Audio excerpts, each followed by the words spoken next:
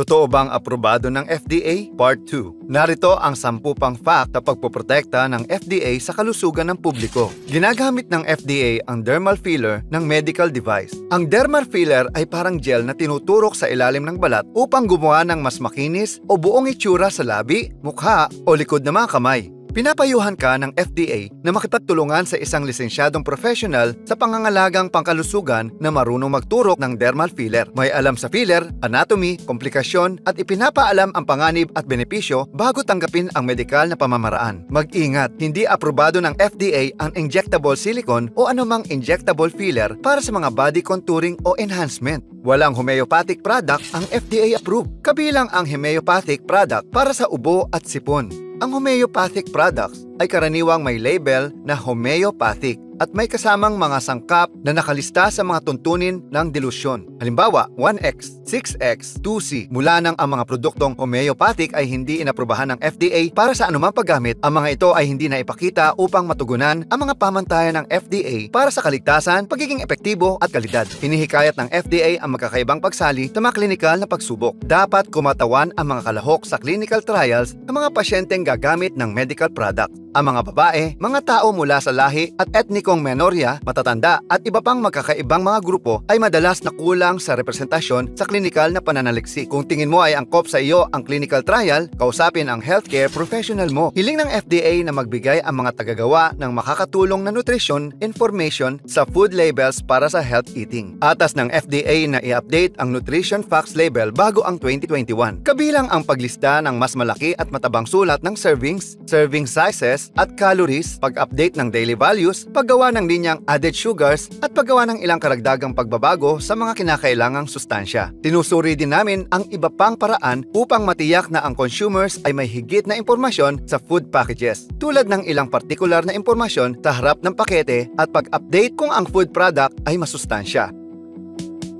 Hindi naglilisensya ang FDA ng pharmacies at ng online pharmacies. Legal na pinapatakbo ang ilang pharmacy websites para magbenta ng iba ng di aprobado, peke o di ligtas na gamot na labas sa proteksyong sinusunod ng state licensed pharmacies. Mapoprotektahan mo ang sarili at pamilya mo kapag nag-ingat ka sa pagbili ng gamot online. Bisitahin ang www.fda.gov/BeSaferRx.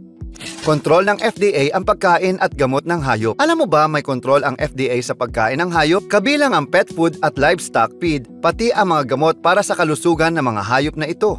Higit na 12,000 mahuhusay na kwalipikadong scientists ang nasa FDA.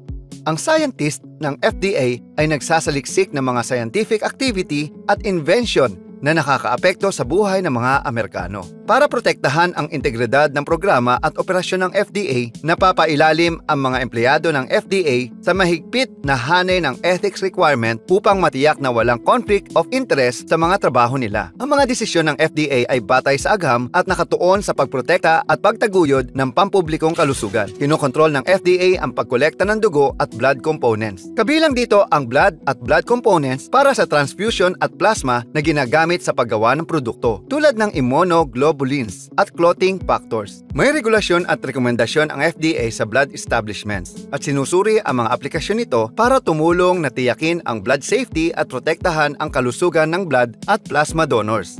May kontrol din ang FDA sa devices na ginagamit sa pagkolekta ng blood at blood components at transfusion medicine. Kasama ang blood collection systems, test ng screening ng transfusion-transmitted infectious disease, pathogen reduction technology at blood typing at test sa compatibility. Ang mRNA vaccines ay binuo batay sa ilang dekadang scientific study sa NIH bago pinayagan at inoprubahan ang mga ito ng FDA. Ang mga dekada ng medical na pananaliksik ay humantong sa pagbuo ng mRNA na mga bakuna. Noong 1961, natuklasan at sinimulang pag-aralan ng mga siyentipiko ang mRNA. Noong 2000s, nakita sa laboratory breakthrough na ligtas na makakapaghatid ng instruction sa cells ang binagong mRNA. At noong 2016, nagtulungan ang scientists sa isang general vaccine design na may viral mRNA. Ang disenyong ito ay pinag-aralan para sa pagprotekta sa mga tao mula sa umuusbong na virus gaya ng Nipah virus at ang Middle East Syndrome, MERS coronavirus. Noong Enero 2020, mabilis na umalis ang mga siyentista mula sa pag-aaral ng iba pang mga viral na bakuna upang tumuon sa isang kandidatong bakuna para sa COVID-19. Kung may reklamo ka tungkol sa isang produkto, may kontrol ang FDA. Pakikinggan ito ng ahensya.